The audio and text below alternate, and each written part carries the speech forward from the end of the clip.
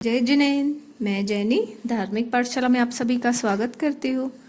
आज हम जानेंगे सेवा मूर्ति मुनि नंदीसेन की कहानी। तो चलिए जानते हैं मुनि के बारे में। मगध देश के एक नंदी ग्राम में गरीब ब्राह्मण रहता था। उसके सोमिला नाम की पत्नी से नंदीसेन नाम का पुत्र उत्पन्न हुआ था। वह महानंद भागी था। बचपन में ही माता पिता के मर जाने से अनाथ हो गया था। उदर विकार से उसका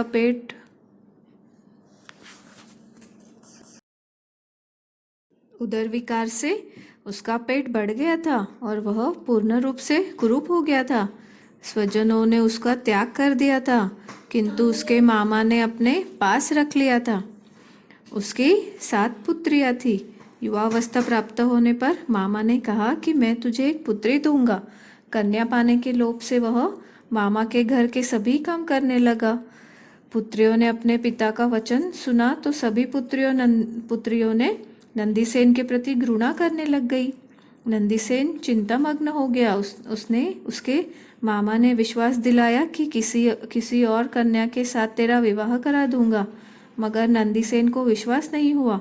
वह सोचने लगा, ऐसी दूसरी कन्या कौन होगी जो मेरे साथ लग्न करेगी। इस प्रकार विचार कर वह संसार से उदासीन हो गया और उसकी विरक्ति बढ़ गई। वह मामा के घर छोड़कर रत्नपुर नगर आया। उसकी दृष्टि एक युगल श्री पुरुष पर पड़ी जो काम क्रीड़ा में आसक्त रहते थे। नंदीसेन अपने दुर्भाग्य को कोसता हुआ मृत्यु की इच्छा से एकांत में जाकर अपने गले में फांसी लगाने को तैयार हुआ। उसी समय एक संत मुनिराज वहां पहुंचे और बोले, अरे भाई, तू ऐसा क्यों करता है? लड़का बोला, मरने का उपाय कर रहा हूँ मुनिराज ने पूछा, क्यों? ऐसा कौन सा संकट आ पड़ा है जिससे यह घोर कर्म करने का तैयार हो गए हो आप?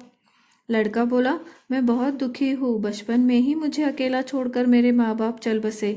मेरे मामा मुझे अपने घर ले गए, मगर मामी मुझसे द्वेष करने लगी। फिर मैं ठहरा कुरूप, जिससे सभी मेरा तिरस्कार करते। इसीलिए अब मेरे लिए मर जाना ही अच्छा है। मुनिराज ने उसे समझाया, यह सब तेरे पूर्व भव के पाप का फल है। अपने किए कर्मों का फल तुझे भोगना ही पड़ेगा। आत्महत्या करने से तू फल भोगने से नहीं बच सकता।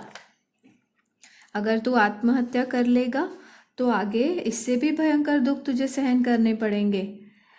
हाँ, किए कर्मों का फल शांति के साथ भोगोगे तो तेरे पूर्वकृत कर्म नष्ट हो जाएंगे, जिससे तू भविष्य में सुखी हो जाएगा। मुनि के वचन सुनकर लड़का समझ गया। वह मुनि के चरणों में गिर पड़ा और बोला, मुझे सन्मार्ग बताइए मुनिराज। मुनि ने धर्मोपदेश दिया, जिससे दीक्षित होकर वह लड़का नंदीसेन नामक साधु बन गया। उन्होंने सेवा करना ही अपना मुख्य ध्येय बनाया। वे रोगी, तपस्वी आदि साधुओं की सच्चे मन से सेवा करने लगे। छोटे बड़े सभी उनकी सेवा भक्ति से प्रसन्न हो जाते थे। नंदीसेन मुनि की कीर्ति इतनी फैली कि इंद्र ने भी अपनी सभा में उनकी तारीफ की। 2 मिथ्यात्ववादी देवों ने सोचा, ऐसा सेवाभावी नंदीसेन कौन है? चलो इसकी परीक्षा ली जाए। दोनों देव परीक्षा करने चले। एक बना बूढ़ा रोगी साधु और दूसरा बना साधारण साधु। एक दिन नंदीसेन मुनि बेले का पारना कर रहे थे। उसी समय साधारण साधु वहां आ पहुंचा। उसने कहा, तुझे लोग सेवाभावी कहते हैं और तू यहाँ बैठा बैठा माल उड़ा रहा है। अरे नंदीसेन, इसी गांव के बाहर एक अपंग बूढ़े साधु जी बैठे हैं। उन्होंने कितने ही दिनों से कुछ भी नहीं खाया पिया है। तू सेवाभावी गिना जाता है तो जा उनकी सेवा कर। यह सुनकर नंदीसेन मुनि ने एक भी कौर मुंह में नहीं डाला। भोजन का पात्र एक किनारे रख दिया और खड़े हो गए।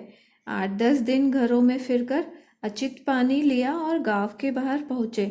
साधु को देखकर वंदना किया, पानी उनके सामने रख दिया।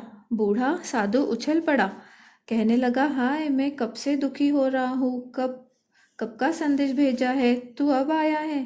नंदीसेन ने कहा, क्षमा कीजिए महाराज, निर्दोष पानी लाने के लिए घूमना पड़ा, इसी से देर हो गई। चलो आपको गांव में ले चलूं। बीमार बना साधु फिर बनावटी क्रोध से बोला, मूर्ख, कहीं है, मैं हिल तो सकता नहीं, तू चलने की बात करता है। यह कहते ही तुझे शर्म नहीं आती। नंदीसेन ने कहा, प्रभु मैं आपको अपने कंधे पर बिठाकर ले चलूँगा। इतना कहकर उन्होंने सहारा देकर उठाया और अपने कंधे पर बिठा लिया और पानी के पात्र की झोली उठाकर चलने लगे। वह बनावटी मुनि भारी भारी होने लगा। बेले बेले उपवास के कारण नंदीसेन मुनि का शरीर अशक्त हो गया था, मगर उस देव को तो मुनि की परीक्षा करनी थी। साथ वाले दूसरे मुनि ने कहा, अरे जवान होकर इस तरह हाफता हुआ क्यों चल रहे हो, जिससे वृद्ध संत को कितना कष्ट हो रहा है। कंधे पर बैठे मुनि ने कहा, अरे नंदीसेन इतना तेज चल रहा है कि मेरा शरीर सहन नहीं कर सकता। जब वे धीरे धीरे चलने लगे और कहा, अच्छा महाराज अब अच्छी तरह से चलता हूँ, और इस प्रकार सावधानी से चलने लगे, जिससे पात्र के पानी नहीं छलके और मुनिराज को पीड़ा भी नहीं हुई। अब भी कसर रह गई थी। ऊपर बैठे मुनि को शौच की हाजत हुई। नंदीसेन उसे नीचे उतारे, तब तक तो उसने अशुचि कर दी। नंदीसेन के कपड़े लथपथ हो गए, उनका शरीर भी मलमूत्र से भर गया। चारों ओर बदबू फैल गई, लेकिन नंदीसेन मुनि एक ही बात सोच रहे थे, ओहो इन वृद्ध मुनि को कितना कष्ट हो रहा होगा। जल्दी उपाश्रय में ले जाकर इनकी सेवा कर ऐसी सार संभाल करूं कि ये जल्दी से अच्छे हो जाए। धन्य है सेवा भावी नंदीसेन। इतने में स्थानक आ गया। नंदीसेन मुनि ने पात्रे की झोली एक तरफ रखकर मुनि को धीरे से नीचे उतारा। मलमूत्र साफ करने के लिए जो ही उन्होंने पीछे फिरकर देखा, तो न वहाँ साधु और न ही मलमूत्र, सभी कुछ गायब हो गया था। नंदीसेन मुनि को 2 दिव्य ज्योतियाँ दिखाई दी।